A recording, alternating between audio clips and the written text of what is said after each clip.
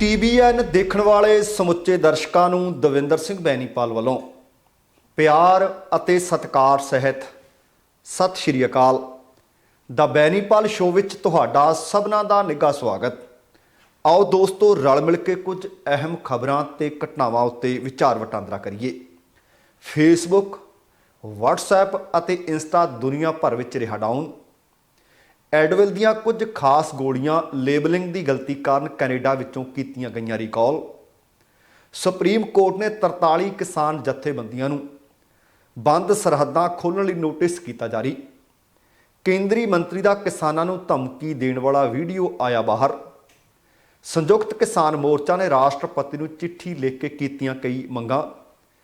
ਡੇਰਾ ਬਿਆਸ ਪਹੁੰਚੇ ਮੁੱਖ ਮੰਤਰੀ ਚੰਨੀ, ਡੇਰਾ ਮੁਖੀ ਨਾਲ ਬੰਦ ਕਮਰਾ ਕੀਤੀ ਮੁਲਾਕਾਤ ਅਤੇ ਕਈ ਹੋਰ ਜਾਣਕਾਰੀਆਂ, ਕਈ ਖਬਰਾਂ ਤੁਹਾਡੇ ਨਾਲ ਸਾਂਝੀਆਂ ਅੱਜ ਦੇ ਇਸ ਪ੍ਰੋਗਰਾਮ ਦੌਰਾਨ ਕੀਤੀਆਂ ਜਾਣਗੀਆਂ। ਇਹਦੇ ਤੋਂ ਪਹਿਲਾਂ ਕਿ ਸਾਰੀਆਂ ਦੇ ਉੱਤੇ ਵਿਸਥਾਰ ਨਾਲ ਗੱਲਬਾਤ ਕੀਤੀ ਜਾਏ, ਤੁਹਾਨੂੰ ਸਭਨਾਂ ਨੂੰ ਬੇਨਤੀ ਹੈ ਕਿ ਜੇਕਰ ਹਾਲੇ ਤੱਕ ਤੁਸੀਂ ਆਪਣੇ ਇਸ ਚੈਨਲ ਨੂੰ ਸਬਸਕ੍ਰਾਈਬ ਨਹੀਂ ਕੀਤਾ ਤਾਂ ਕਿਰਪਾ ਕਰਕੇ ਸਬਸਕ੍ਰਾਈਬ ਕਰਕੇ ਨੋਟੀਫਿਕੇਸ਼ਨ ਵਾਲੀ ਘੰਟੀ ਜ਼ਰੂਰ ਔਨ ਕਰ ਲੈਣੀ ਤੇ ਨਾਲ ਹੀ ਜੇਕਰ ਪ੍ਰੋਗਰਾਮ ਚੰਗਾ ਲੱਗਿਆ ਤਾਂ ਕਿਰਪਾ ਕਰਕੇ ਲਾਈਕ ਅਤੇ ਸ਼ੇਅਰ ਵੀ ਜ਼ਰੂਰ ਕਰ ਦੇਣਾ, ਤੁਹਾਡੇ ਧੰਨਵਾਦੀ ਹੋਵਾਂਗੇ। ਤੇ ਆਓ ਹੁਣ ਇਹਨਾਂ ਸਾਰੀਆਂ ਦੇ ਉੱਤੇ ਵਿਸਥਾਰ ਦੇ ਨਾਲ ਗੱਲਬਾਤ ਕਰੀਏ। ਅਸਲ ਦੇ ਵਿੱਚ ਇੰਟਰਨੈਟ ਦੇ ਬਗੈਰ ਅੱਜ ਕੱਲ੍ਹ ਇਨਸਾਨ ਨੂੰ ਇਹ ਜਾਪਦਾ ਜਿਵੇਂ ਉਹ ਅਧੂਰਾ ਹੋਵੇ। ਸੋਸ਼ਲ ਨੈਟਵਰਕਿੰਗ ਵੀ ਲਗਭਗ ਇਸੇ ਤਰ੍ਹਾਂ ਦਾ ਹੀ ਇੱਕ ਹਿੱਸਾ ਆਖਿਆ ਜਾ ਸਕਦਾ ਸਾਡੀ ਜ਼ਿੰਦਗੀ ਦਾ। ਭਾਵੇਂ ਕੋਈ ਫੇਸਬੁੱਕ ਤੇ ਹੋਵੇ, WhatsApp ਤੇ ਹੋਵੇ, ਇੰਸਟਾਗ੍ਰਾਮ ਤੇ ਹੋਵੇ, ਉਹ ਪਲ ਪਲ ਦੀ ਦੁਨੀਆ ਭਰ ਦੀ ਖਬਰ ਜਾਣਨੀ ਚਾਹੁੰਦਾ ਹੈ ਜਾਂ ਫਿਰ ਵਿਹਲਾ ਸਮਾਂ ਉੱਥੇ ਬਿਤਾਉਣਾ ਚਾਹੁੰਦਾ ਹੈ, ਜਾਂ ਉਹਨੂੰ ਪਤਾ ਹੀ ਨਹੀਂ ਲੱਗਦਾ ਕਿ ਸੱਚਮੁੱਚ ਇਹ ਜਾਣਕਾਰੀਆਂ ਮੇਰੇ ਕੰਮ ਦੀਆਂ ਹਨ ਵੀ ਜਾਂ ਨਹੀਂ। ਸਾਰਾ ਦਿਨ ਉਹ ਸੋਸ਼ਲ ਮੀਡੀਆ ਦੇ ਨਾਲ ਜੁੜਿਆ ਰਹਿੰਦਾ ਹੈ। ਨੌ ਸੋਸ਼ਲ ਮੀਡੀਆ ਹੈ, ਪਰ ਅਸੀਂ ਸੋਸ਼ਲ ਸਰਕਲ ਦੇ ਵਿੱਚੋਂ ਆਪਣੇ ਆਪ ਦੇ ਵਿੱਚ ਟੁੱਟਦੇ ਜਾ ਰਹੇ ਹਾਂ। ਇਸ ਗੱਲ ਤੋਂ ਇਨਕਾਰ ਨਹੀਂ ਕਰ ਸਕਦੇ ਕਿ ਅਸੀਂ ਸੋਸ਼ਲੀ ਹੋ ਕੇ ਕਦੇ ਕਿਸੇ ਦੇ ਘਰ ਜਾਂਦੇ ਜਾਂ ਕਿਸੇ ਨੂੰ ਬੁਲਾਉਂਦੇ ਹਾਂ। ਕਿਸੇ ਦੇ ਘਰ ਜਾ ਕੇ ਜਾਂ ਕਿਸੇ ਨੂੰ ਬੁਲਾ ਕੇ ਵੀ ਕਈ ਵਾਰੀ ਅਸੀਂ ਰੁੱਝੇ ਆਪਣੇ ਫੋਨ ਤੇ ਰਹਿੰਦੇ ਹਾਂ। ਪਰ ਇਹ ਸਾਰੇ ਅੱਜ ਇਹਨਾਂ ਦਾ ਸਰਵਰ ਡਾਊਨ ਹੋਣ ਦੀਆਂ ਖਬਰਾਂ ਨੇ। ਦੁਨੀਆ ਭਰ ਦੇ ਵਿੱਚੋਂ ਕਰੋੜਾਂ ਯੂਜ਼ਰਸ ਨੇ ਜਿਨ੍ਹਾਂ ਨੂੰ ਅੱਜ ਦਿੱਕਤਾਂ ਦਾ ਸਾਹਮਣਾ ਕਰਨਾ ਪੈ ਰਿਹਾ। ਉਹ 'ਚ WhatsApp ਵੀ ਆ, ਉਹ 'ਚ ਫੇਸਬੁੱਕ ਵੀ ਆ, ਉਹ 'ਚ ਇੰਸਟਾ ਵੀ ਹੈ। ਕਿਸੇ ਮੁਲਕ ਦੇ ਵਿੱਚ ਸਵੇਰ ਵਕਤ, ਕਿਸੇ ਦੁਪਹਿਰ ਵਕਤ, ਭਾਵ ਆਪੋ ਆਪਣੇ ਸਮੇਂ ਦੇ ਮੁਤਾਬਕ ਲੋਕਾਂ ਨੂੰ WhatsApp ਦੇ ਉੱਤੇ ਸੰਦੇਸ਼ ਆਦਾਨ ਪ੍ਰਦਾਨ ਕਰਨ ਦੇ ਵਿੱਚ ਔਖ ਮਹਿਸੂਸ ਹੋਈ, ਅਸਮਰੱਥ ਰਹੇ। ਇਸ ਤਰ੍ਹਾਂ ਇੰਸਟਾ ਅਤੇ ਫੇਸਬੁੱਕ ਵੈਬਸਾਈਟ ਬਰਾਊਜ਼ਰ ਵੀ ਜਿਹੜੇ ਉਹ ਵੀ ਖੁੱਲ੍ਹ ਨਹੀਂ ਸੀ ਰਹੇ। ਟਵਿੱਟਰ ਅਤੇ ਹੋਰ ਸੋਸ਼ਲ ਮੀਡੀਆ ਵੈਬਸਾਈਟਸ ਤੇ ਬਹੁਤ ਸਾਰੇ ਉਪਯੋਗਕਰਤਾ ਸੀ ਜਿਹੜੇ ਉਹ ਉਹਨਾਂ ਦੇ ਉੱਤੇ ਇਹਨਾਂ ਦੀ ਆਊਟੇਜ ਦੀ ਰਿਪੋਰਟ ਕਰ ਰਹੇ ਸੀ। 4 ਅਕਤੂਬਰ ਨੂੰ ਭਾਰਤ ਵਿੱਚ ਘੱਟੋ ਘੱਟ ਰਾਤ ਦੇ 9:20 ਦਾ ਸਮਾਂ ਸੀ ਜਦੋਂ ਦੱਸਿਆ ਰਿਹਾ ਕਿ ਉੱਥੇ ਇਹ ਵਿਘਨ ਪੈ ਗਿਆ। ਫੇਸਬੁੱਕ ਅਤੇ WhatsApp, ਇੰਸਟਾਗ੍ਰਾਮ ਦੱਸਣਾ ਬਣਦਾ ਹੈ ਕਿ ਇਸ ਸਾਲ ਦੇ ਸ਼ੁਰੂ ਦੇ ਵਿੱਚ 19 ਮਾਰਚ ਨੂੰ ਵੀ ਇਸੇ ਤਰ੍ਹਾਂ ਦੀਆਂ ਸਮੱਸਿਆਵਾਂ ਦਾ ਸ਼ਿਕਾਰ ਹੋਏ ਸੀ। ਉਦੋਂ ਮੈਸੇਜਿੰਗ ਅਤੇ ਫੋਟੋ ਸ਼ੇਅਰਿੰਗ ਐਪਸ ਨੂੰ ਭਾਰਤ ਵਿੱਚ ਅਤੇ ਦੁਨੀਆ ਦੇ ਹੋਰ ਹਿੱਸਿਆਂ ਦੇ ਵਿੱਚ ਵੱਡੀ ਆਊਟੇਜ ਦਾ ਸਾਹਮਣਾ ਕਰਨਾ ਪਿਆ ਸੀ। ਉਸ ਸਮੇਂ ਉਪਭੋਗਤਾਵਾਂ ਨੂੰ ਤਤਕਾਲ ਮੈਸੇਜਿੰਗ ਅਤੇ ਸੋਸ਼ਲ ਮੀਡੀਆ ਪਲੇਟਫਾਰਮਾਂ 'ਤੇ ਲੌਗਇਨ ਕਰਨ, ਸੰਦੇਸ਼ ਭੇਜਣ ਅਤੇ ਪ੍ਰਾਪਤ ਕਰਨ ਦੇ ਵਿੱਚ ਮੁਸ਼ਕਲਾਂ ਦਾ ਸਾਹਮਣਾ ਕਰਨਾ ਪਿਆ ਸੀ। ਫੇਸਬੁੱਕ ਨੇ ਆਖਿਆ ਸੀ ਕਿ ਉਹਨਾਂ ਦੀਆਂ ਸੇਵਾਵਾਂ ਕਈ ਮੁੱਦਿਆਂ ਦੇ ਨਾਲ ਪ੍ਰਭਾਵਿਤ ਹੋਈਆਂ ਨੇ। ਦੁਨੀਆ ਭਰ ਵਿੱਚ ਤਕਰੀਬਨ 1 ਮਿਲੀਅਨ ਲੋਕਾਂ ਨੇ ਉਹਦੇ ਫੋਟੋ ਸ਼ੇਅਰ ਕੀਤੇ ਸੀ ਅਤੇ ਰਿਪੋਰਟ ਕੀਤੀਆਂ ਸਨ ਕਿ ਆਹ ਸਾਨੂੰ ਸਮੱਸਿਆਵਾਂ ਆ ਗਈਆਂ ਨੇ। ਮਾਹਿਰ ਉਸ ਨੂੰ ਇੱਕ NDS ਸਮੱਸਿਆ ਦੇ ਰੂਪ ਵਿੱਚ ਰਿਪੋਰਟ ਕਰ ਰਹੇ ਸਨ। ਫੇਸਬੁੱਕ, WhatsApp ਤੇ ਇੰਸਟਾ ਦੇ UK ਦੇ ਵਿੱਚ ਵੀ ਜਿਹੜੇ ਯੂਜ਼ਰਸ ਨੇ ਉਹ ਵੀ ਰਿਪੋਰਟ ਕਰ ਰਹੇ ਨੇ ਕਿ ਉੱਥੇ ਵੀ ਨਹੀਂ ਚੱਲ ਰਿਹਾ। ਕੈਨੇਡਾ ਦੇ ਵਿੱਚੋਂ ਵੀ, ਭਾਵ ਦੁਨੀਆ ਦੇ ਹੋਰਨਾਂ ਹਿੱਸਿਆਂ ਦੇ ਵਿੱਚੋਂ ਵੀ ਇਹ ਰਿਪੋਰਟਸ ਮਿਲ ਰਹੀਆਂ ਨੇ ਕਿ ਅੱਜ ਉਹਨਾਂ ਨੂੰ ਇਹ ਸੋਸ਼ਲ ਨੈਟਵਰਕਿੰਗ ਸਾਈਟਸ ਦੇ ਉੱਤੇ ਜਦੋਂ ਖੋਲ੍ਹਦੇ ਆ ਤਾਂ ਬਫਰਿੰਗ ਹੋ ਰਹੀ ਹੈ। ਇੰਸਟਾ ਰੀਫਰੈਸ਼ ਕਰਨ ਤੇ ਕੁਡ ਨਾਟ ਰੀਫਰੈਸ਼ ਫੀਡ ਆ ਰਹੀ ਹੈ ਤੇ ਇਸੇ ਤਰ੍ਹਾਂ WhatsApp ਦਾ ਮੈਸੇਜ ਨਾ ਜਾ ਰਿਹਾ ਨਾ ਆ ਰਿਹਾ। ਟਵਿੱਟਰ ਦੇ ਉੱਤੇ ਵੀ #ਇੰਸਟਾਗ੍ਰਾਮ ਤੇ ਨਾਲ ਹੀ #WhatsApp ਓਨ # ਟ੍ਰੈਂਡ ਕਰਦੇ ਰਹੇ। ਸੋ ਕੁਝ ਵੀ ਹੈ, ਅੱਜ ਬਹੁਤ ਸਾਰੇ ਲੋਕ ਮਹਿਸੂਸ ਕਰਦੇ ਹੋਣਗੇ ਦਿੱਕਤ। ਬਹੁਤ ਸਾਰੇ ਸੋਚ ਰਹੇ ਹੋਣਗੇ ਅੱਜ ਆਪਣਾ ਕਿੰਨਾ ਸਮਾਂ ਬਚ ਗਿਆ। ਕੁਝ ਵੀ ਹੋਵੇ, ਕੁੱਲ ਮਿਲਾ ਕੇ ਆਖਿਆ ਜਾ ਸਕਦਾ ਕਿ ਅੱਜ ਇਹ ਵੱਡੇ ਸੋਸ਼ਲ ਮੀਡੀਆ ਨੈਟਵਰਕਿੰਗ ਇੱਕ ਦੂਸਰੇ ਨੂੰ ਲੋਕਾਂ ਨੂੰ ਤੋੜ ਕੇ ਰੱਖਿਆ ਅਤੇ ਲਗਭਗ ਲੋਕਾਂ ਨੂੰ ਦਿੱਕਤਾਂ ਦਾ, ਮੁਸੀਬਤਾਂ ਦਾ ਸਾਹਮਣਾ ਕਰਨਾ ਪਿਆ। ਤੇ ਹੁਣ ਅਗਲੀ ਖਬਰ ਉਹ ਕੈਨੇਡਾ ਦੇ ਨਾਲ ਸੰਬੰਧਿਤ ਖਬਰ ਹੈ। ਕੈਨੇਡਾ ਦੇ ਵਿੱਚੋਂ ਖਬਰ ਇਹ ਮਿਲ ਰਹੀ ਹੈ ਕਿ ਐਡਵਿਲ ਦੀਆਂ ਗੋਲੀਆਂ ਜਿਨ੍ਹਾਂ ਦੇ ਉੱਤੇ ਲੇਬਲਿੰਗ ਗਲਤ ਹੋਈ ਆ ਉਹ ਰੀਕਾਲ ਕੀਤੀਆਂ ਗਈਆਂ ਨੇ। ਇਹਨਾਂ ਦੇ ਵਿੱਚ Advil cold and sinus day and night packs ਜਿਨ੍ਹਾਂ ਦੇ ਉੱਤੇ ਲੇਬਲ ਕਰਨ ਵੇਲੇ ਗਲਤੀ ਕਰ ਦਿੱਤੀ ਗਈ ਤੇ ਇਹ ਗਲਤੀ 18 ਗੋਲੀਆਂ ਅਤੇ 36 ਗੋਲੀਆਂ ਵਾਲੀਆਂ ਜਿਹੜੇ ਲੋਟਸ ਨੇ ਉਹਨਾਂ ਦੇ ਵਿੱਚ ਦੱਸੀ ਜਾ ਰਹੀ ਹੈ। ਨਾਈਟ ਟਾਈਮ ਵਾਲੀਆਂ ਗੋਲੀਆਂ ਤੇ ਗਲਤੀ ਨਾਲ ਡੇ ਟਾਈਮ ਦਾ ਲੇਬਲ ਲਗਾ ਦਿੱਤਾ ਗਿਆ ਅਤੇ ਡੇ ਟਾਈਮ ਵਾਲੀਆਂ ਤੇ ਨਾਈਟ ਟਾਈਮ ਵਾਲਾ ਲੇਬਲ ਚਿਪਕਾ ਦਿੱਤਾ ਗਿਆ।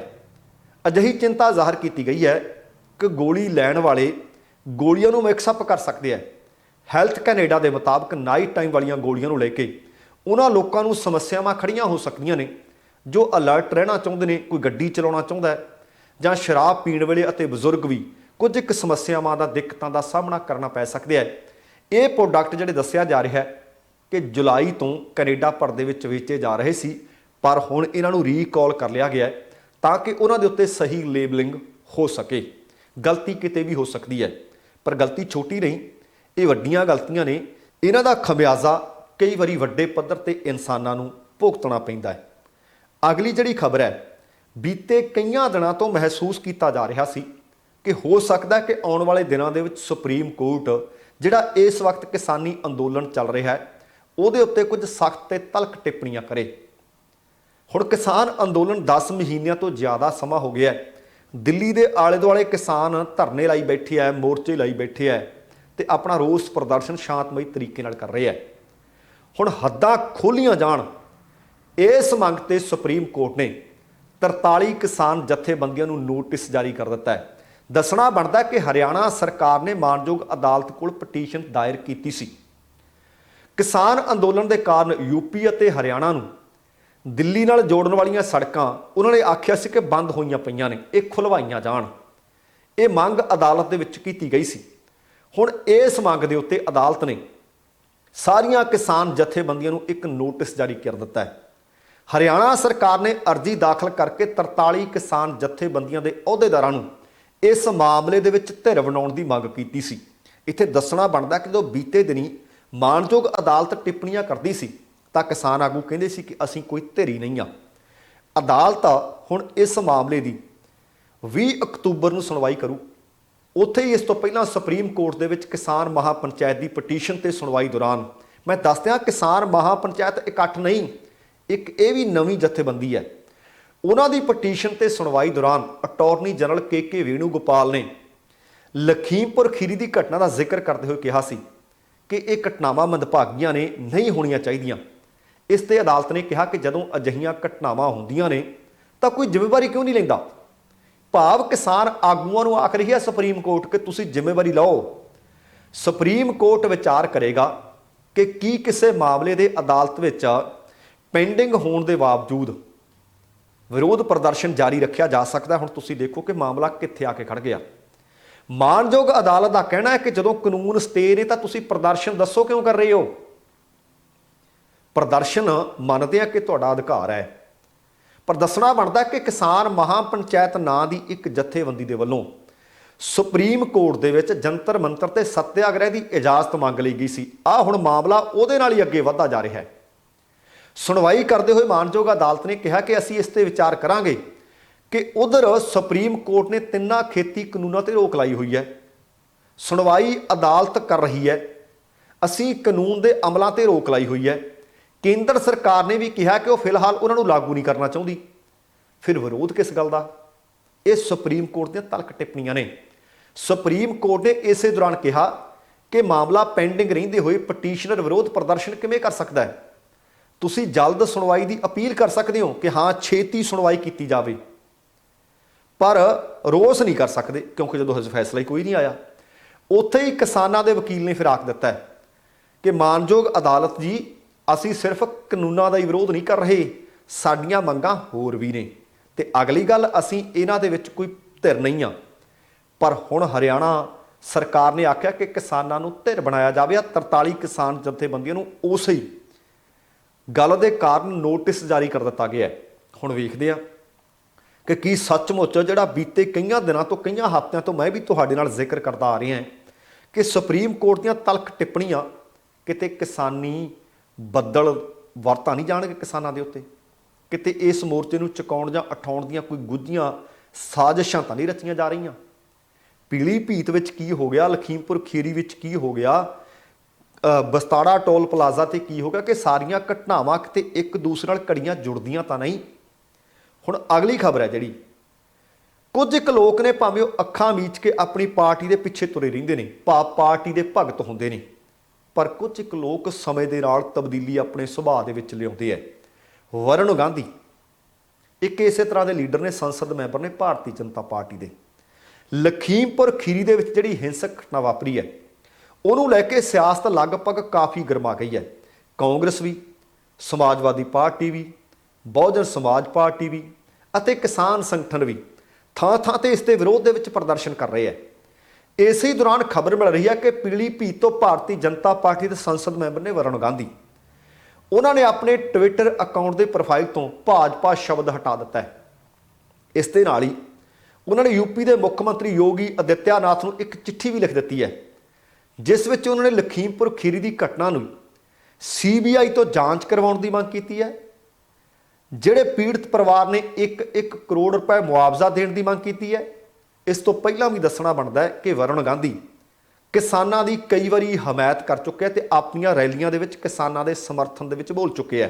ਕਿਸਾਨ ਅੰਦੋਲਨ ਦੇ ਜਿੰਨੇ ਵੀ ਹੁਣ ਤੱਕ ਸ਼ਹੀਦ ਨੇ, ਜਿਨ੍ਹਾਂ ਨੇ ਹੁਣ ਤੱਕ ਜਾਨਾਂ ਕੁਰਬਾਨ ਕਰ ਦਿੱਤੀਆਂ, ਉਹ ਕਹਿੰਦੇ ਉਹ ਸਾਰੇ ਸ਼ਹੀਦ ਮੈਂ ਵੀ ਮੰਨਦਾ ਹਾਂ।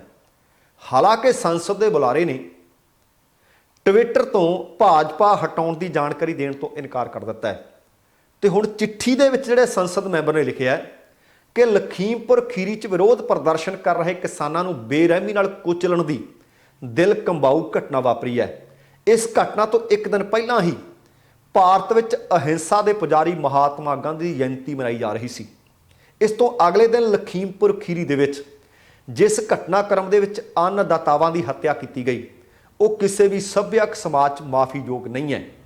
ਅੰਦੋਲਨਕਾਰੀ ਕਿਸਾਨ ਸਾਡੇ ਆਪਣੇ ਨਾਗਰਿਕ ਨੇ। ਜੇਕਰ ਕੁਝ ਮੁੱਦਿਆਂ ਨੂੰ ਲੈ ਕੇ ਕਿਸਾਨ ਪੀੜਤ ਹਨ ਅਤੇ ਆਪਣੇ ਲੋਕਤੰਤਰਿਕ ਅਧਿਕਾਰਾਂ ਦੇ ਤਹਿਤ ਵਿਰੋਧ ਪ੍ਰਦਰਸ਼ਨ ਕਰ ਰਹੇ ਨੇ, ਤਾਂ ਸਾਨੂੰ ਉਹਨਾਂ ਦੇ ਨਾਲ ਬੜੇ ਸੰਜਮ ਨਾਲ, ਧੀਰਜ ਨਾਲ ਵਰਤਾਓ ਕਰਨਾ ਚਾਹੀਦਾ ਹੈ। ਸਾਨੂੰ ਹਰ ਹਾਲ 'ਚ ਆਪਣੇ ਕਿਸਾਨਾਂ ਦੇ ਨਾਲ ਸਿਰਫ ਤੇ ਸਿਰਫ ਗਾਂਧੀਵਾਦੀ ਤੇ ਲੋਕਤੰਤਰਿਕ ਤਰੀਕੇ ਨਾਲ ਕਾਨੂੰਨ ਦੇ ਦਾਇਰੇ ਦੇ ਵਿੱਚ ਰਹਿ ਕੇ ਸੰਵੇਦਨਸ਼ੀਲਤਾ ਦੇ ਨਾਲ ਪੇਸ਼ ਆਉਣਾ ਚਾਹੀਦਾ ਹੈ। ਉਹਨਾਂ ਨੇ ਚਿੱਠੀ ਦੇ ਵਿੱਚ ਲਿਖਿਆ ਹੈ ਕਿ ਘਟਨਾ 'ਚ ਸ਼ਹੀਦ ਹੋਏ ਕਿਸਾਨਾਂ ਨੂੰ ਸ਼ਰਧਾਂਜਲੀ ਦੇ ਰਹੇ ਹਾਂ, ਉਹਨਾਂ ਦੇ ਵਾਰਸਾਂ ਦੇ ਨਾਲ ਦੁੱਖ ਦਾ ਪ੍ਰਗਟਾਵਾ ਕਰ ਰਹੇ ਹਾਂ, ਅਪੀਲ ਕਰ ਰਹੇ ਹਾਂ ਕਿ ਘਟਨਾ ਦੇ ਵਿੱਚ ਸ਼ਾਮਲ ਤਮਾਮ ਸ਼ੱਕੀਆਂ ਦੀ ਪਹਿਚਾਣ ਕਰਕੇ ਤੁਰੰਤ ਕਤਲ ਦਾ ਮੁਕੱਦਮਾ ਦਰਜ ਹੋਵੇ। ਇਹਦੇ ਵਿੱਚ ਸੁਪਰੀਮ ਕੋਰਟ ਦੀ ਨਿਗਰਾਨੀ 'ਚ CBI ਤੋਂ ਜਾਂਚ ਕਰਵਾਈ ਜਾਵੇ ਅਤੇ ਦੋਸ਼ੀਆਂ ਨੂੰ ਸਖਤ ਤੋਂ ਸਖਤ ਅਤੇ ਸਹੀ ਸਮੇਂ ਦੇ ਵਿੱਚ ਸਮਾਂਬੱਧ ਉਹਨਾਂ ਨੂੰ ਜਾਂਚ ਕਰਕੇ ਸਜ਼ਾਵਾਂ ਦੇ ਕਟਹਿਰੇ ਵਿੱਚ ਲਿਆਂਦਾ ਜਾਵੇ। ਇਸ ਤੋਂ ਇਲਾਵਾ ਉਹਨਾਂ ਨੇ ਕਿਹਾ ਕਿ 1 ਕਰੋੜ ਰੁਪਏ ਦਾ ਮੁਆਵਜ਼ਾ ਵੀ ਦਿੱਤਾ ਜਾਵੇ ਅਤੇ ਇਹ ਵੀ ਨਿਸ਼ਚਿਤ ਕੀਤਾ ਜਾਵੇ ਕਿ ਭਵਿੱਖ ਦੇ ਵਿੱਚ ਕਿਸਾਨਾਂ ਦੇ ਨਾਲ ਇਸ ਤਰ੍ਹਾਂ ਦਾ ਕੋਈ ਅਨਿਆਂ ਜਾਂ ਜ਼ਿਆਦਤੀ ਨਾ ਹੋ ਸਕੇ। ਉਹਨਾਂ ਨੇ ਫਿਰ ਅਖੀਰ ਦੇ ਵਿੱਚ ਲਿਖਿਆ, ਮੁੱਖ ਮੰਤਰੀ ਯੋਗੀ ਨੂੰ ਕੋਈ ਉਮੀਦ ਹੈ ਕਿ ਘਟਨਾ ਦੀ ਗੰਭੀਰਤਾ ਨੂੰ ਦੇਖਦੇ ਹੋਏ ਤੁਰੰਤ ਕਾਰਵਾਈ ਕੀਤੀ ਜਾਵੇਗੀ। ਹੁਣ ਤੁਸੀਂ ਦੇਖੋ ਕਿ ਸਾਰੀਆਂ ਘਟਨਾਵਾਂ ਦੇ ਤਾਰ ਕਿਵੇਂ ਜੁੜਦੇ ਆ। ਪਹਿਲੀ ਗੱਲ ਤਾਂ ਮੌਤ ਇੱਕ ਹੋ ਜਾਏ ਤੇ ਮੌਤਾਂ ਵੱਧ ਹੋ ਜਾਣ, ਮੌਤ ਹੈ। ਬੀਤੇ ਦਿਨਾਂ ਦੇ ਵਿੱਚ ਦੇਖਿਆ ਕਿ ਪ੍ਰਧਾਨ ਸੇਵਕ ਹੋਣ ਦੇ ਨਾਤੇ, ਪ੍ਰਧਾਨ ਮੰਤਰੀ ਹੋਣ ਦੇ ਨਾਤੇ ਪ੍ਰਧਾਨ ਮੰਤਰੀ ਨਰਿੰਦਰ ਮੋਦੀ ਹੋਰਾਂ ਨੇ ਗੁਜਰਾਤ ਦੇ ਵਿੱਚ ਜਾਂ ਕਿਸੇ ਹੋਰ ਸੂਬੇ ਦੇ ਵਿੱਚ ਜੇਕਰ 1 ਜਾਂ 2 ਮੌਤਾਂ ਕਿਸੇ ਐਕਸੀਡੈਂਟ ਦੀ ਵਜ੍ਹਾ ਦੇ ਕਾਰਨ ਵੀ ਹੋਈਆਂ ਤਾਂ ਉਹ ਟਵੀਟ ਕਰਦੇ ਰਹੇ, ਹਮਦਰਦੀ ਦਾ ਇਜ਼ਹਾਰ ਕਰਦੇ ਰਹੇ ਨੇ। ਮੰਨਦੇ ਆ ਕਿ ਬੀਤੇ ਸਮੇਂ ਦੇ ਵਿੱਚ ਤਕਰੀਬਨ 700 ਤੋਂ ਜ਼ਿਆਦਾ ਮੌਤਾਂ ਹੋ ਗਈਆਂ, ਪ੍ਰਧਾਨ ਮੰਤਰੀ ਸਾਹਿਬ ਬੋਲੇ ਨਹੀਂ, ਪਰ ਹੁਣ ਵੀ ਚੁੱਪ ਨੇ, ਹੁਣ ਵੀ ਖਾਮੋਸ਼ ਨੇ। ਇਸ ਗੱਲ ਦਾ ਡਾਢਾ ਦਰਦ ਕਿਸਾਨਾਂ ਨੂੰ ਹੈ ਕਿ ਹੁਣ ਇਸ ਪੂਰੇ ਘਟਨਾਕ੍ਰਮ ਦੇ ਵਿੱਚ ਭਾਵੇਂ ਉਹ ਡਰਾਈਵਰ ਸਨ, ਭਾਵੇਂ ਭਾਜਪਾ ਵਾਲੇ ਸਨ, ਭਾਵੇਂ ਕਿਸਾਨ ਸਨ, ਕੁੱਲ 8 ਮੌਤਾਂ ਹੋ ਗਈਆਂ। ਪ੍ਰਧਾਨ ਮੰਤਰੀ ਸਾਹਿਬ ਦੀ ਚੁੱਪ ਕੀ ਸਾਬਤ ਕਰਦੀ ਹੈ? ਤੇ ਦੂਸਰੇ ਪਾਸੇ ਇੱਕ ਵੀਡੀਓ ਸਾਹਮਣੇ ਆ ਗਿਆ ਤੇ ਹੁਣ ਤੁਸੀਂ ਆਪ ਅੰਦਾਜ਼ਾ ਲਾ ਲਿਓ ਇਸ ਘਟਨਾ ਦਾ ਖੁਲਾਸਾ ਕਿਵੇਂ ਉਹ ਵੀਡੀਓ ਕਰ ਰਿਹਾ ਹੈ। ਲਖੀਮਪੁਰ ਖੀਰੀ ਦੇ ਵਿੱਚ ਜਿਹੜੀ ਇਹ ਹਿੰਸਕ ਘਟਨਾ ਵਾਪਰ ਗਈ ਕਿਸੇ ਤੋਂ ਗੁੱਝੀ ਨਹੀਂ, ਤੇ ਇਸ ਹਿੰਸਕ ਘਟਨਾ ਤੋਂ ਬਾਅਦ ਵਿਵਾਦਾਂ ਵਿੱਚ ਘਿਰੇ ਹੋਏ ਨੇ ਕੇਂਦਰੀ ਗ੍ਰਹਿ ਰਾਜ ਮੰਤਰੀ ਅਜੇ ਕੁਮਾਰ ਮਿਸ਼ਰਾ। ਉਹਨਾਂ ਦਾ ਹੀ ਇੱਕ ਵੀਡੀਓ ਸਾਹਮਣੇ ਆ ਗਿਆ ਜਿਸ ਦੇ ਵਿੱਚ ਉਹ ਪ੍ਰਦਰਸ਼ਨ ਕਰ ਰਹੇ ਕਿਸਾਨਾਂ ਨੂੰ ਸ਼ਰੇਆਮ ਧਮਕੀ ਦੇ ਰਿਹਾ ਹੈ। ਐਤਵਾਰ ਨੂੰ ਹਿੰਸਕ ਕਾਂਡ ਤੋਂ ਪਹਿਲਾਂ ਇਹ ਵੀਡੀਓ ਨਸ਼ਰ ਹੁੰਦੀ ਹੈ ਜਿਸ ਦੇ ਵਿੱਚ ਭਾਜਪਾ ਦੇ 2 ਵਾਰ ਦੇ ਸੰਸਦ ਮੈਂਬਰ ਮਿਸ਼ਰਾ ਨੇ ਕਿਹਾ ਕਿ ਮੇਰੇ ਸਾਹਮਣੇ ਆਓ, ਤੁਹਾਨੂੰ ਸੁਧਾਰਨ ਦੇ ਵਿੱਚ ਮੈਨੂੰ ਸਿਰਫ 2 ਮਿੰਟ ਲੱਗਣਗੇ, ਮੈਂ ਸਿਰਫ ਮੰਤਰੀ, ਮੈਂ ਸਿਰਫ ਸੰਸਦ ਮੈਂਬਰ, ਮੈਂ ਸਿਰਫ ਵਿਧਾਇਕ ਹੀ ਨਹੀਂ ਹਾਂ। ਜਿਹੜੇ ਲੋਕ ਮੈਨੂੰ ਜਾਣਦੇ ਆ ਨਾ ਉਹਨਾਂ ਨੂੰ ਪਤਾ ਹੈ ਕਿ ਮੈਂ ਕੌਣ ਹਾਂ। ਮੈਂ ਕਿਸੇ ਵੀ ਚੁਣੌਤੀ ਤੋਂ ਭੱਜਣ ਵਾਲਾ ਨਹੀਂ। ਜਿਸ ਦਿਨ ਮੈਂ ਚੁਣੌਤੀ ਸਵੀਕਾਰ ਕਰ ਲਈ ਨਾ, ਤੁਹਾਨੂੰ ਸਾਰਿਆਂ ਨੂੰ ਸਿਰਫ ਪਲੀਆ ਨਹੀਂ ਸਗੋਂ ਲਖੀਮਪੁਰ ਵੀ ਖਾਲੀ ਕਰਨਾ ਪਊਗਾ। ਹੁਣ ਮਿਲੀ ਜਾਣਕਾਰੀ ਦੇ ਅਨੁਸਾਰ ਮਿਸ਼ਰਾ ਦਾ ਇਹ ਬਿਆਨ ਉਸ ਵਕਤ ਆਇਆ ਜਦੋਂ ਕਿਸਾਨਾਂ ਨੇ ਬੀਤੇ ਮਹੀਨੇ ਪਲੀਆ ਦੇ ਵਿੱਚ ਉਹਨੂੰ ਕਾਲੇ ਝੰਡੇ ਦਿਖਾਏ ਸੀ ਤੇ ਆ ਫੇਰ ਇੱਕ ਵਾਰੀ ਉਸੇ ਤਰ੍ਹਾਂ ਦੇ ਕਾਲੇ ਝੰਡੇ ਦਿਖਾਉਣ ਵਾਲਿਆਂ ਦੇ ਨਾਲ ਉਹ ਵੀਡੀਓ ਦੇ ਵਿੱਚ ਜੋ ਆਖ ਰਹੇ ਨੇ, ਜੋੜ ਕੇ ਤੁਸੀਂ ਆਪ ਵੇਖ ਲਓ ਕਿ ਮੈਂ ਸਿਰਫ ਮੰਤਰੀ ਹੀ ਨਹੀਂ, ਮੈਂ ਸਿਰਫ ਸੰਸਦ ਮੈਂਬਰ ਹੀ ਨਹੀਂ। ਭਾਈ ਤੁਸੀਂ ਸ਼ਰੇਆਮ ਦੱਸ ਦਿਓ ਤੁਸੀਂ ਕੀ ਹੋ। ਲੋਕ ਤਾਂ ਤੁਹਾਨੂੰ ਸੰਸਦ ਮੈਂਬਰ ਸਮਝਦੇ ਨੇ, ਕੇਂਦਰੀ ਗ੍ਰਹਿ ਰਾਜ ਮੰਤਰੀ ਸਮਝਦੇ ਆ ਤੇ ਉਹਨਾਂ ਦੇ ਪੁੱਤ ਦੇ ਉੱਤੇ ਇਲਜ਼ਾਮ ਨੇ ਕਿ ਉਹਨਾਂ ਨੇ ਤੇ ਉਹਨਾਂ ਦੇ ਕੁਝ ਹੋਰ ਹਮਾਇਤੀਆਂ ਨੇ ਕਿਸਾਨਾਂ ਦੇ ਉੱਤੇ ਗੱਡੀਆਂ ਚੜਾਈਆਂ, ਦਰੜ ਦਿੱਤਾ ਤੇ ਗੋਲੀ ਚਲਾਈ। ਇਹ ਕਿਸਾਨ ਦੱਸ ਰਹੇ ਨੇ, ਉੱਥੇ ਪ੍ਰਤੱਖ ਦਰਸ਼ੀ ਦੱਸ ਰਹੇ ਨੇ। ਹੁਣ ਵੇਖਦੇ ਹਾਂ, ਦਿਨ ਸਿਰਫ 8 ਨੇ, 1 ਹਫ਼ਤਾ ਰਹਿ ਗਿਆ। ਜਿਹੜੀ ਕਿਸਾਨਾਂ ਦੇ ਨਾਲ ਪ੍ਰਸ਼ਾਸਨ ਦੀ ਗੱਲਬਾਤ ਹੋਈ ਆ ਉਹਦੇ ਵਿੱਚ 45 ਲੱਖ ਰੁਪਇਆ ਪੀੜਤਾਂ ਦੇ ਪਰਿਵਾਰਾਂ ਨੂੰ ਦੇਣਾ ਹੈ। 8 ਦਿਨਾਂ ਦੇ ਅੰਦਰ ਅੰਦਰ ਸੰਬੰਧਿਤ ਵਿਅਕਤੀ ਜਿਹੜੇ ਲੋੜੀਂਦੇ ਵਿਅਕਤੀ ਨੇ, ਦੋਸ਼ੀ ਨੇ, ਉਹਨਾਂ ਨੂੰ ਗ੍ਰਿਫਤਾਰ ਕਰਨਾ ਵੀ ਹੈ ਅਤੇ ਕਤਲ ਦੇ ਮੁਕੱਦਮੇ ਦਰਜ ਕਰ ਦਿੱਤੇ ਗਏ ਹੈ। ਹੁਣ ਵੇਖਦੇ ਹਾਂ ਕਿ ਇਹ ਸਮਾਂ ਵੱਧ ਜੋ ਆਖਿਆ ਗਿਆ ਉਹਦੇ ਵਿੱਚ ਸਭ ਕੁਝ ਕੀਤਾ ਜਾਂਦਾ ਹੈ ਜਾਂ ਨਹੀਂ। ਪਰ ਦੂਸਰੇ ਪਾਸੇ ਸੰਯੁਕਤ ਕਿਸਾਨ ਮੋਰਚਾ ਹਰਕਤ ਵਿੱਚ ਆ ਗਿਆ ਹੈ। ਉਹਨਾਂ ਨੇ ਰਾਸ਼ਟਰਪਤੀ ਰਾਮਨਾਥ ਕੋਵਿੰਦ ਨੂੰ ਇੱਕ ਚਿੱਠੀ ਲਿਖੀ ਹੈ। ਚਿੱਠੀ ਦੇ ਵਿੱਚ ਲਿਖਿਆ ਕਿ ਮੈਂਬਰ ਪਾਰਲੀਮੈਂਟ ਅਜੇ ਮਿਸ਼ਰਾ ਨੂੰ ਬਰਖਾਸਤ ਕੀਤਾ ਜਾਵੇ। ਯੂਪੀ ਦੇ ਵਿੱਚ ਜੋ ਕੁਝ ਵਾਪਰਿਆ ਇਹ ਕਿਸ ਤੋਂ ਗੁੱਝਾ ਨਹੀਂ। ਕਿਸਾਨਾਂ ਤੇ ਸੰਸਦ ਮੈਂਬਰਾਂ ਦੇ ਵਿਚਕਾਰ ਜੋ ਕੁਝ ਹੋਇਆ ਉਸ ਦੇ ਵਿੱਚ 8 ਲੋਕਾਂ ਦੀ ਮੌਤ ਹੋ ਗਈ। ਮਾਮਲੇ ਦੀ ਜਾਂਚ ਸੁਪਰੀਮ ਕੋਰਟ ਦੇ ਨਿਗਰਾਨੀ ਵਾਲਾ ਜਾਂਚ ਦਲ SIT ਕਰ ਰਿਹਾ ਹੈ ਤੇ ਨਾਲ ਉਹਨਾਂ ਨੇ ਇਹ ਵੀ ਆਖਿਆ ਕਿ ਜਿੱਥੇ ਇਸ ਸੰਸਦ ਨੂੰ, ਇਸ ਗ੍ਰਹਿ ਮੰਤਰੀ ਨੂੰ, ਕੇਂਦਰੀ ਗ੍ਰਹਿ ਰਾਜ ਮੰਤਰੀ ਹੈ ਜਿਹੜਾ, ਇਹਨੂੰ ਮੁਅੱਤਲ ਕੀਤਾ ਜਾਵੇ, ਉੱਥੇ ਨਾਲ ਨਾਲ ਉਹਨਾਂ ਨੇ ਹਰਿਆਣਾ ਦੇ ਮੁੱਖ ਮੰਤਰੀ ਤੇ ਹਿੰਸਾ ਭੜਕਾਉਣ ਦੇ ਦੋਸ਼ ਵੀ ਲਾਏ ਹੈ। ਤੇ ਜਿਹੜੀ ਇਹ ਚਿੱਠੀ ਲਿਖੀ ਹੈ, ਚਿੱਠੀ ਦੇ ਵਿੱਚ ਸੰਯੁਕਤ ਕਿਸਾਨ ਮੋਰਚਾ ਨੇ ਹਰਿਆਣਾ ਦੇ ਮੁੱਖ ਮੰਤਰੀ ਮਨੋਹਰ ਲਾਲ ਖੱਟੜ ਤੇ ਵੀ ਹਿੰਸਾ ਭੜਕਾਉਣ ਦੇ ਦੋਸ਼ ਲਾਏ ਹੈ। ਮੰਗ ਇਹ ਵੀ ਕੀਤੀ ਹੈ ਕਿ ਉਹਨਾਂ ਨੂੰ ਵੀ ਅਹੁਦੇ ਤੋਂ ਬਰਖਾਸਤ ਕੀਤਾ ਜਾਵੇ ਤੇ ਨਾਲ ਕੇਂਦਰੀ ਗ੍ਰਹਿ ਰਾਜ ਮੰਤਰੀ ਅਜੇ ਮਿਸ਼ਰਾ, ਉਹਨਾਂ ਨੂੰ ਅਹੁਦੇ ਤੋਂ ਬਰਖਾਸਤ ਕਰਨ ਦੀ ਮੰਗ ਕੀਤੀ ਹੈ ਤੇ ਨਾਲ ਹੀ ਲਿਖਿਆ ਹੈ ਕਿ ਕੇਂਦਰੀ ਗ੍ਰਹਿ ਮੰਤਰੀ ਅਜੇ ਮਿਸ਼ਰਾ, ਉਹਨਾਂ ਨੂੰ ਅਹੁਦੇ ਤੇ ਰਹਿਣ ਦਾ ਹੁਣ ਕੋਈ ਹੱਕ ਨਹੀਂ, ਅਧਿਕਾਰ ਨਹੀਂ, ਉਹ ਤੁਰੰਤ ਬਰਖਾਸਤ ਹੋਣ। ਉਹਨਾਂ ਦੇ ਖਿਲਾਫ ਹਿੰਸਾ ਭੜਕਾਉਣ ਤੇ ਫਿਰਕੂ ਨਫ਼ਰਤ ਫੈਲਾਉਣ ਵਾਲਾ ਮਾਮਲਾ ਵੀ ਦਰਜ ਹੋਵੇ।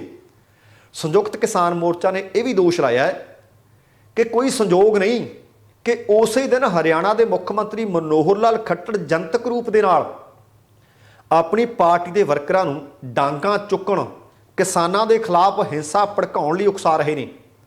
ਤੇ ਇਸ ਤੋਂ ਇਲਾਵਾ ਕੇਂਦਰੀ ਮੰਤਰੀ ਦੇ ਬੇਟੇ ਉਹ ਕਿਸਾਨਾਂ ਦੇ ਉੱਤੇ ਗੱਡੀ ਚੜਾ ਰਹੇ ਨੇ।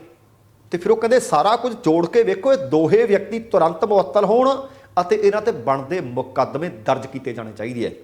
ਹੁਣ ਵੇਖਦੇ ਹਾਂ ਕਿ ਕੀ ਰਾਸ਼ਟਰਪਤੀ ਸਾਹਿਬ ਇਹ ਚਿੱਠੀ ਪੜ੍ਹ ਕੇ ਸਿਰਫ ਆਪਣੇ ਸਿਰਹਾਣੇ ਰੱਖ ਲੈਂਦੇ ਹੈ ਜਾਂ ਫਿਰ ਲੋਕਾਂ ਨੂੰ ਦੱਸਦੇ ਆ ਕਿ ਨਹੀਂ ਭਾਈ, ਭਾਵੇਂ ਉਹ ਕਿੱਡੇ ਵੱਡੇ ਮਰਜ਼ੀ ਤਾਕਤਵਰ ਅਹੁਦੇ ਤੇ ਬੈਠਾ ਹੋਵੇ, ਜਿੱਡਾ ਵੱਡਾ ਮਰਜ਼ੀ ਤਾਕਤਵਰ ਵਿਅਕਤੀ ਹੋਵੇ, ਉਹਨਾਂ ਦੀ ਕਾਨੂੰਨ ਦੀਆਂ ਨਜ਼ਰਾਂ ਦੇ ਵਿੱਚ ਸਾਰਿਆਂ ਦੀ ਬਰਾਬਰਤਾ ਹੋਣੀ ਲਾਜ਼ਮੀ ਹੈ।